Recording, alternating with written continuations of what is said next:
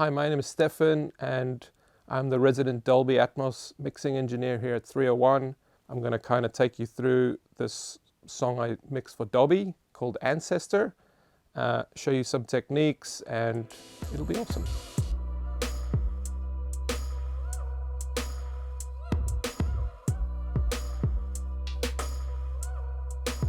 My first thought on this song was it's really cinematic, and there's like these choir voices that sound kind of ethereal. The song really lent itself to the format because you could kind of put these voices, you know, in the heavens almost. It really sounds very epic, kind of like a movie, and this format really just emphasizes that.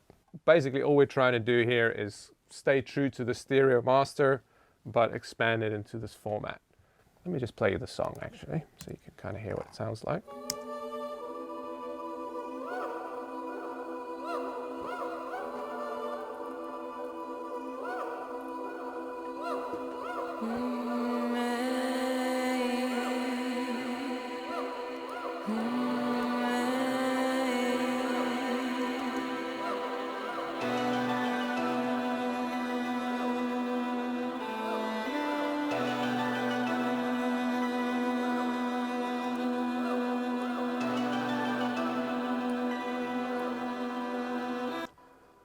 The first thing we do is figure out how loud the stereo master is. This one was mastered by Andrew Etchen here at 301, and it was at -11 LUFS. So we turned that down because otherwise the Atmos mix will always sound much softer just because of the loudness target you're hitting. So basically when we start the mix, we're just listening to the stereo. And then we basically swap back and forth.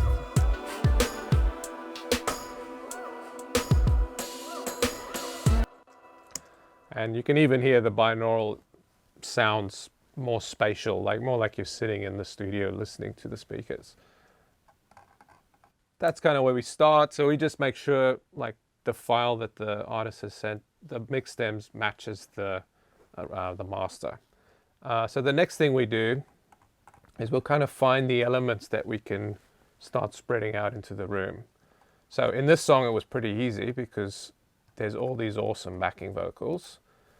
So the first one here is these Ancestor choirs. So if I'll just play that for you. And then you can kind of see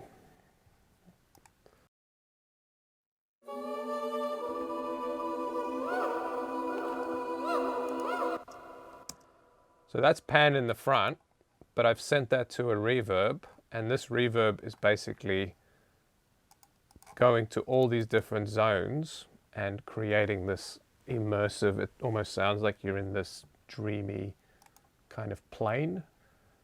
And basically all that is, this is a technique I stole from Steve Genowick, and it's just this very long reverb, and that gets sent into all these different zones, which is basically where the speakers are in this room, just with longer and longer delays on them.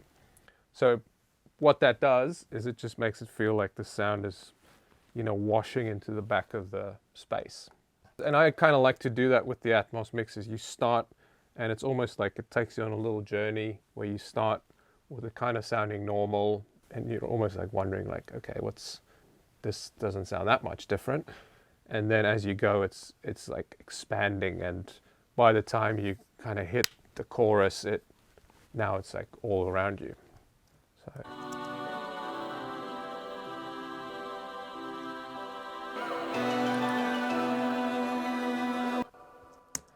And then we've also bounced all of our stereo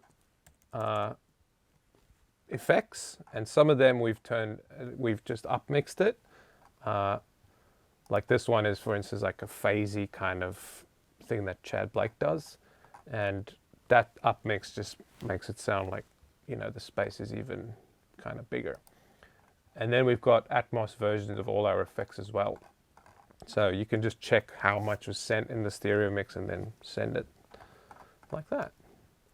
So you can use this, the LFE send, to just send, you know, your drums, your bass, anything that you want to add into just the sub, especially if there's, you know, like in movies where they have the ground shaking explosions and stuff. If there's any, you know, transition effects that you have that's like that, that works really well. And transitions actually work really well for this in general, because you can make, you know, a going to the back of the room or things like that. And the other thing to remember with this is you want nothing to be distracting. That's probably the same as with stereo. You don't want things to just be panning left and right just because you can. And in this case, like, you could make a, you know, a tremolo effect that is panning around the top like a helicopter, but just because you can, should you? So that's about the main thing. By the end here, a lot of the strings and stuff that come in, they're, you know, they're all in surround, and they all have, well, let's actually solo this one over here.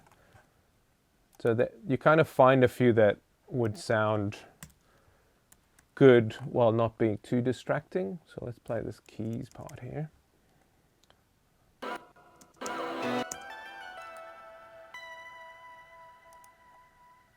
So that is just kind of giving you the height sense.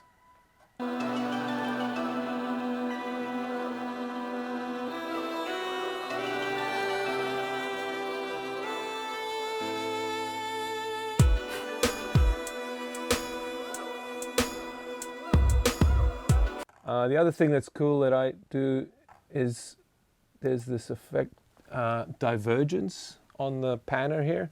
And all that does is it takes the stereo and it puts it a little bit into the center speaker.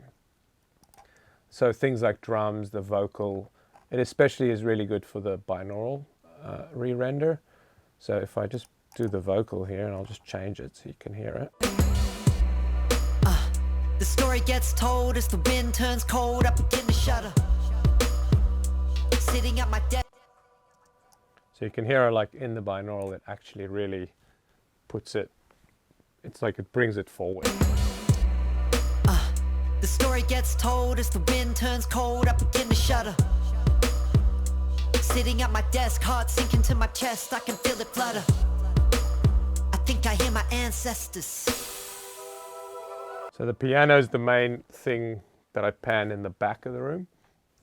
It's something that's like an accent in the song. You don't want to pan something that's really important to the groove of the song in the back. So let's, for instance, say there's something that's part of the groove, a tambourine or something. You don't want to pan that out to the back, because then it will feel like the groove is being pulled apart. So, you know, the kind of general rule, although there's no rules, but the general thing is you leave the kind of groove in the front.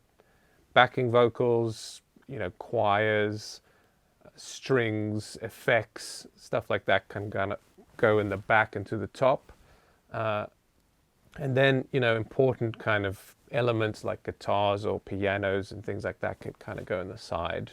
So you're basically just widening the whole image while still, you know, keeping it sounding like it's together. You know, the recent thing we've realized is actually using the mix bus, the 7.1.0.2 mix bus. This is an Andrew Sheps thing. Really works well, because now you can match the togetherness of the mastering if you need to.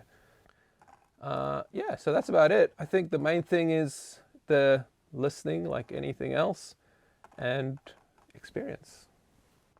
My final thoughts on the mix is I think it really, really lends itself well to the format.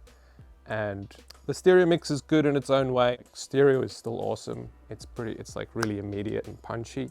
But the cool thing about this is you could really make it feel a lot more cinematic and immersive, and almost like you're watching the story of the song